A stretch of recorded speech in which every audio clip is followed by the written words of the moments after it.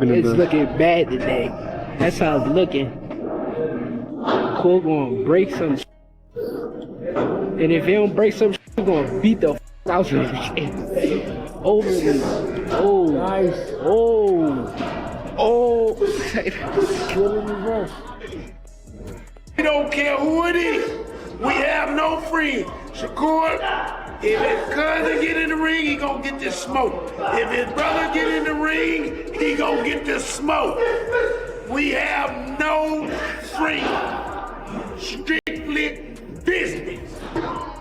Here's what everyone's talking about right now. Word is spreading that Shakur Stevenson just walked into what might be the most valuable education of his career.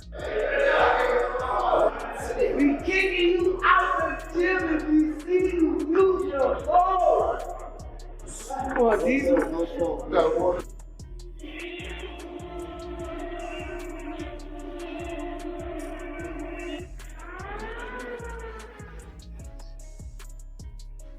Sounds short. Tito, you can run. You can't hide. It's getting hot. It's getting hot up in here. Oh, he looking pretty good. He ain't at his peak yet, but he's looking good. Imagine walking into a dimly lit training facility where the sound of gloves meeting pads creates this hypnotic beat. There's Shakur flowing through combinations like he's solving puzzles, while Terrence Bud Prod stands across from him, delivering the kind of lessons you can't get from YouTube tutorials.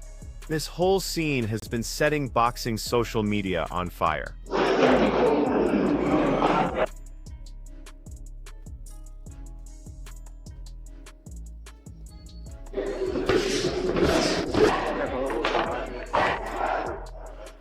Let's fight.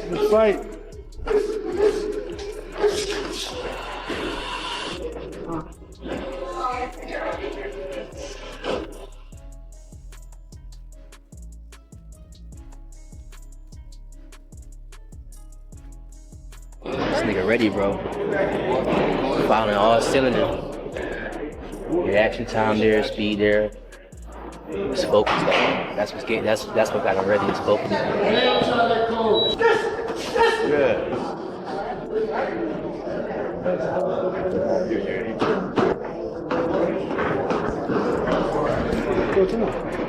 So why should you care about this? Here's the deal. When you combine natural talent with championship-level experience, something special happens in preparation. Crawford isn't just another big name with fancy credentials and knockout compilations. This guy thinks 3 moves ahead and figured out long ago how to turn raw instinct into calculated strategy. With Shakur getting ready to face the explosive and relentless Teofimo Lopez, working rounds with someone who possesses Crawford's ring intelligence isn't just about getting a good sweat. This is about downloading a masterclass in elite-level timing and the art of counterpunching when things get heated. Good try. It's effort.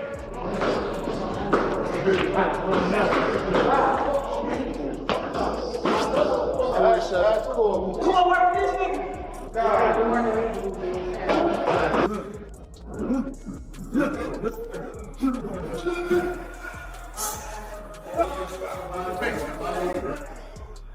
Now let's break down what we're really looking at here. Stevenson operates like a surgeon, smooth footwork that keeps him exactly where he needs to be, hands that slip in and out of range, plus this uncanny ability to make guys swing at air before they realize they're already in deep water. Lopez brings something completely different to the table though, raw explosive power that can end conversations with one clean connection, and this suffocating forward pressure that makes the ring feel like a phone booth. What makes this Crawford partnership so interesting is how much they're clearly enjoying the process together. I don't care if it's ping pong, he gonna Right, get it. like how I'm If cheating. it's ping pong, he want the advantage in the paddles. I don't care about a paddle. You figure out how to win. I'm gonna win. Ain't no figure out. I'm gonna win. Man, I do everything, man. It ain't nothing that I can't do. Because they only see me winning, they say, oh, the reason why he winning because he's cheating. He gotta be cheating. They just can't accept the fact that I'm this great. A basketball game, if we play it, I think I'll be. You'll beat me in one. You'll beat who? But So you said, How you gonna stop me from driving there? on 3-on-3, you gonna pick I'm your gonna tell you right now. Hey, look, okay, so, hey, Tom. So I asked him how you gonna stop me from driving. He said I'm gonna foul you. So we might as well don't even play because you telling me you can't stop me right there. I'm gonna foul you if you go to the basket. Right. Working with Crawford allows Stevenson to develop two critical skills he's absolutely going to need.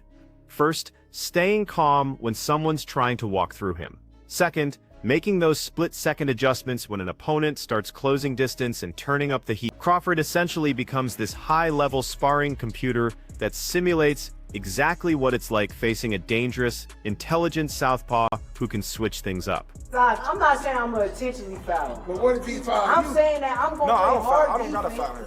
Huh? I was in Colorado training for the Cordina fight. I was working with Terrence Crawford. Definitely a hell of an experience. You get that type of knowledge, that type of IQ.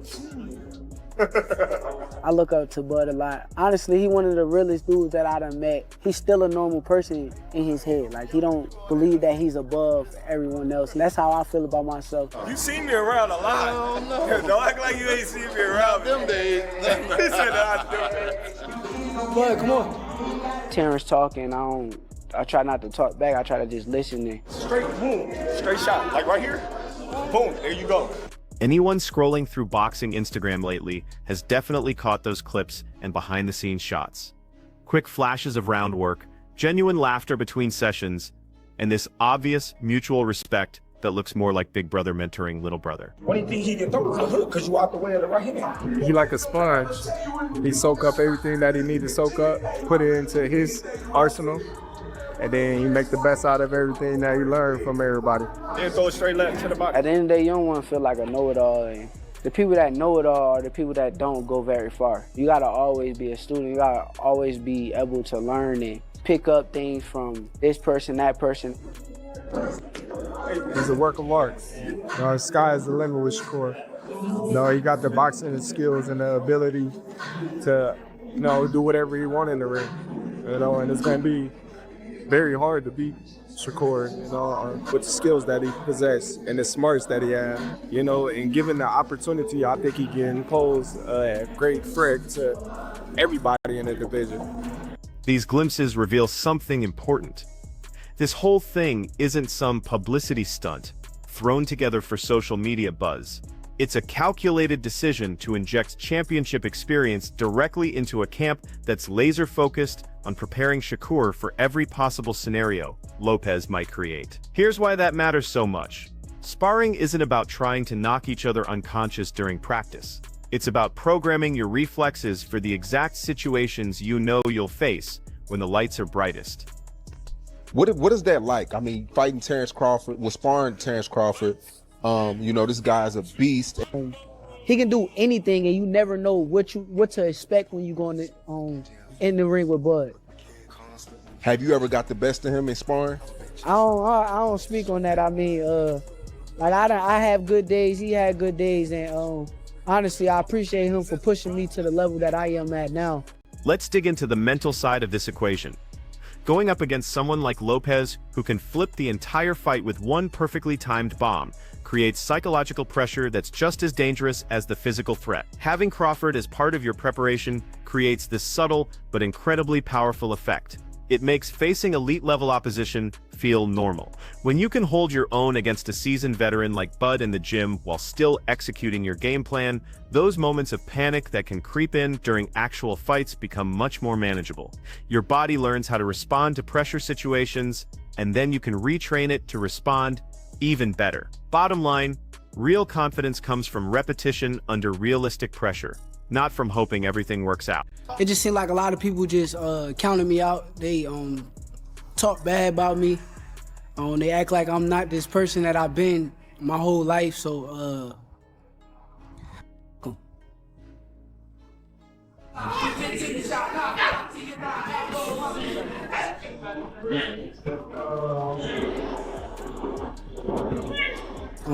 mentally, it bothered me, but then you start to realize, like, the only thing that really matters is the people that care about you, like your family, your mother, my daughter, my shorty. It's a lot of people that have said something, and I remember their faces, I remember, like, what they said. Then there's this invaluable element that comes from sparring with someone who's navigated every possible scenario, real-time adjustments. Crawford has been in those moments when your original strategy goes completely out the window. He's adapted mid-fight, switched his stance, and neutralized younger fighters who came in hungrier than wolves. For Stevenson, that experience is absolutely priceless. It's like having a personal consultant who can say when he does this specific thing, here's exactly how you should move. When he starts digging shots to your body, here's precisely how you counter. These decision-making patterns build up over time, and months of drilling them transforms conscious thought into pure instinct.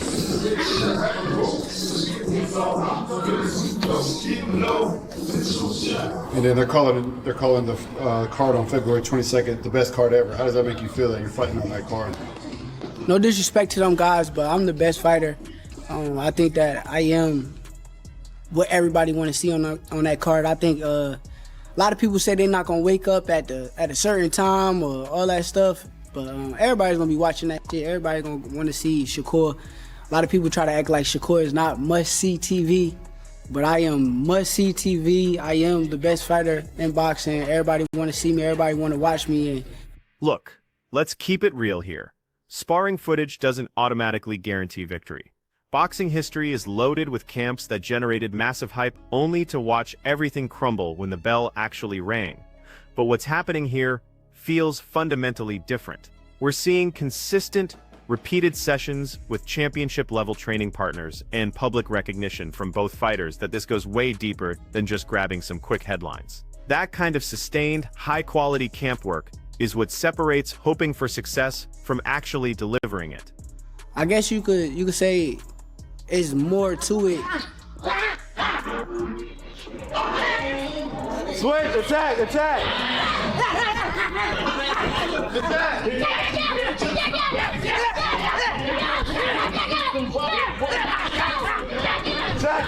Last 30 seconds. Finish show. Let's work. Last 30. Don't let it slow down. Close the show. Let's work. 3, 2, 1, time. I think this is gonna be the best version of me. I think that I'm gonna whoop this year, starting with Kid Austin. Now here's where things get really interesting. What's going through Teofimo Lopez's mind while watching all this unfold?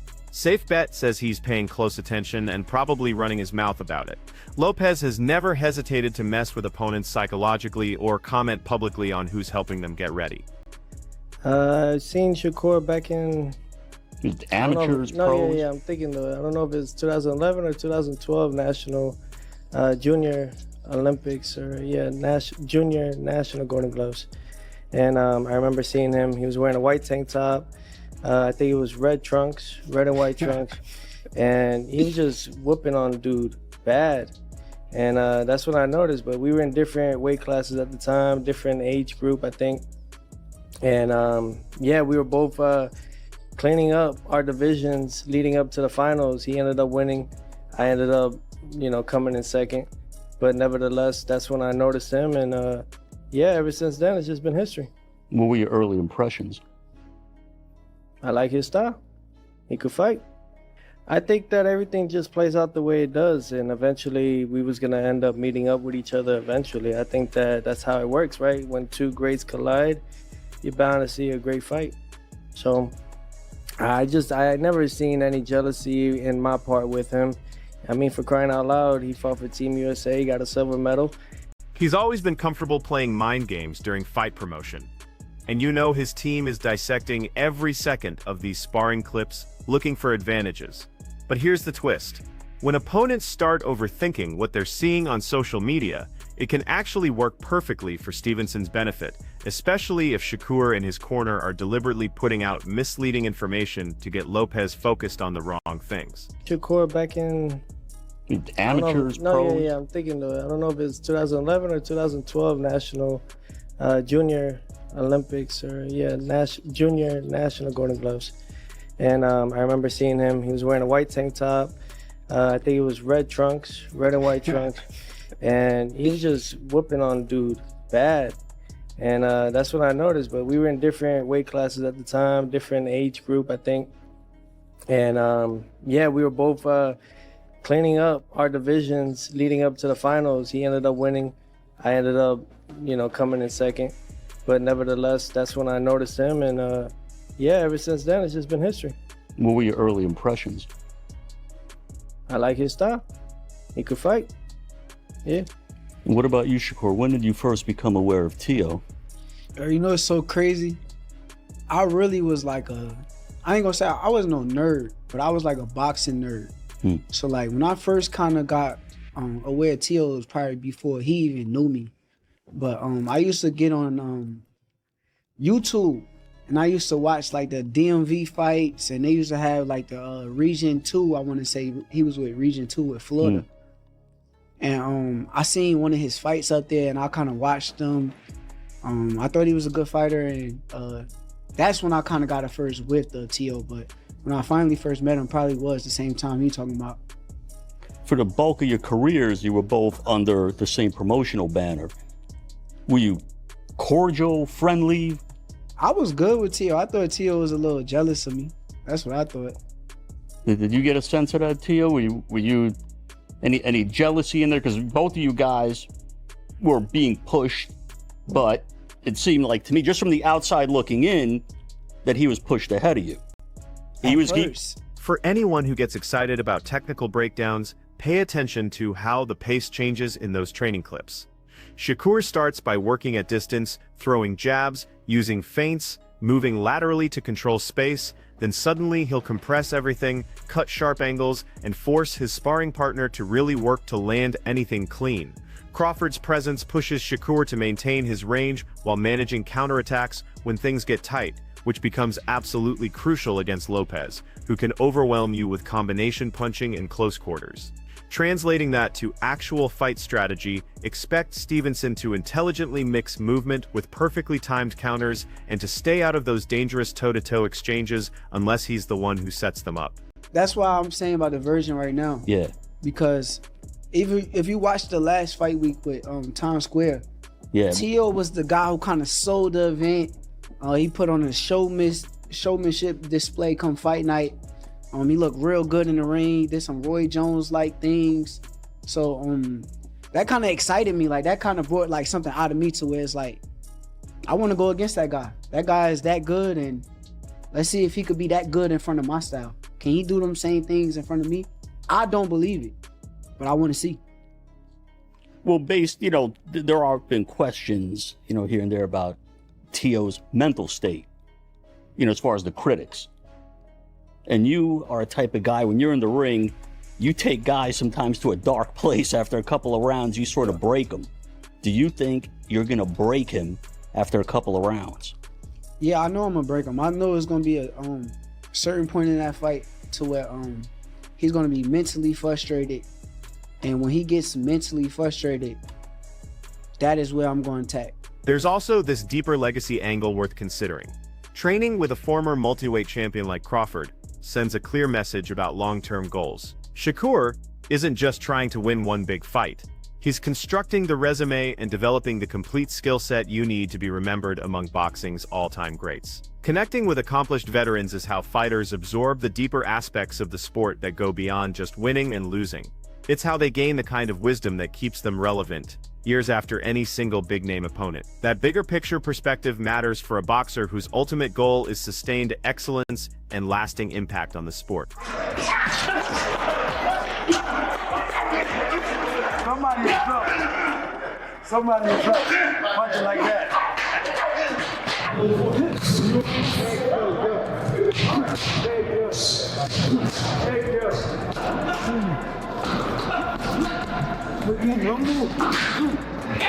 The power, the stability, beautiful.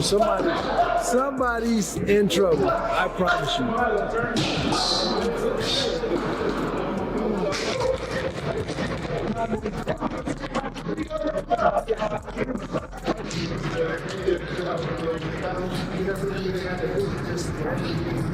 Get your ass up! Yeah, Camp Gordon sharp, man. It looked like he ain't really miss a beat. I can tell like off his like surgery, his hand surgery, he got right back to work in the gym. Like he clicking right now. So what actually happens on fight night, if all this preparation pays off the way it's supposed to? If the sparring sessions successfully built Stevenson's patience under fire, sharpened his counterpunching, and gave him those fight under pressure reflexes he's going to need, Lopez could find himself dealing with someone who can both avoid his biggest shots and drain the power out of aggressive attacks with surgically precise counters.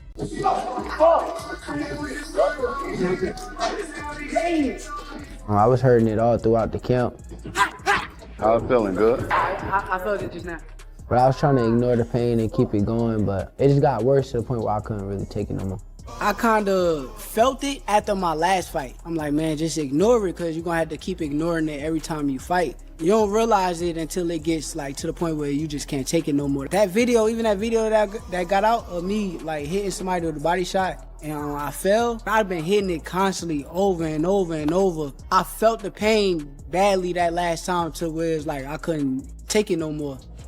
But if Lopez manages to break through early and turn this into a street fight, we'll discover whether sparring with greatness actually translates to surviving the beautiful chaos of a packed arena with millions watching. Two guys that believe that no one could get into their defense, no one could get into their offense, no one could actually get into their style. Stylistically, he believes he's the best, and I know I'm the best, and that's why we're getting to this point now. He wants to challenge himself. I'm here for it. I'm here to challenge myself every time. That's part of boxing. And I think that one thing we are doing here, Mr. Versace, is one thing for a fact is that we're showing all the next generation this is how you do it. You don't do it in your early 30s. You do it now. You do it when the time is right, and this is the right time. That's why we're fighting in the big room. That's why everything is on the line. That's why I'm putting everything that it's got to be. You know what I mean? He's got more to gain. I got nothing to lose. So where is that going to? Anything. It's really just the truth. It is the sport. Who wants it more? How bad you want it. And no matter what, when it all said and done, we're going to show all these other guys, no matter how much money you make in this, you got to fight the best eventually. No matter how it plays out, these Crawford-Stevenson training sessions have already created this fascinating storyline within what was already shaping up as a can't-miss fight. Champions get made in training camps, and sparring rooms become their universities. You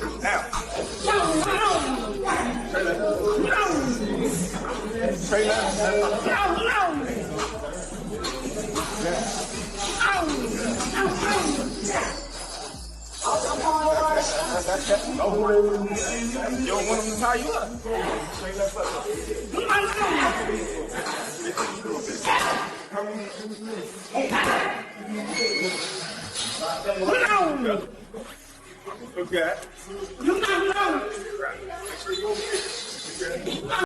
Getting this behind-the-scenes look at Shakur Stevenson and Terrence Crawford trading rounds shows us something rare: the actual teaching methods of elite boxing.